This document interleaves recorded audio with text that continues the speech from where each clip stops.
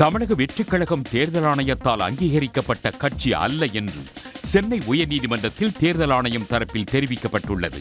மதுரையை சேர்ந்த வழக்கறிஞர் செல்வகுமார் என்பவர் தாக்கல் செய்த பொதுநல மனுவில் கரூரில் தாவேகா கூட்டத்தில் 41 பேர் உயிரிழந்ததை சுட்டிக்காட்டியுள்ளார். அரசியல் கட்சிகளின் கூட்டங்களுக்கு பெண்கள், குழந்தைகள் என கூட்டம் கூட்டுவது மக்கள் பிரதிநிதித்துவ சட்டம், தேர்தல் நடத்தை விதிகளுக்கு முரணானது என தெரிவித்துள்ளார். எனவே விதிகளை மீறிய தாவேகாவின் அங்கீகாரத்தை ரத்து செய்ய உத்தரவிட வேண்டும் என்று கோரிக்கை விடுக்கப்பட்டது. தலைமை நீதிபதி ஸ்ரீ வஸ்தவா தலைமையிலான அமர்வில் இம்மனு விசாரணைக்கு வந்தபோது தேர்தல் ஆணையம் சார்பில் ஆஜரான வழக்கறிஞர் தாவேகா அங்கீகரிக்கப்படாத கட்சி என்பதால் அங்கீகாரத்தை ரத்து செய்ய வேண்டும் என கோர முடியாது என்று தெரிவித்தார். இதனை பதிவு செய்து கொண்ட நீதிபதிகள் வழக்கில் விஜயின் பெயரை சேர்க்கவில்லை என்று கூறியது தொடர்பாக விளக்கம் கோரி தமிழ்நாடு அரசுக்கு நோட்டீஸ் அனுப்ப உத்தரவிட்டனர்.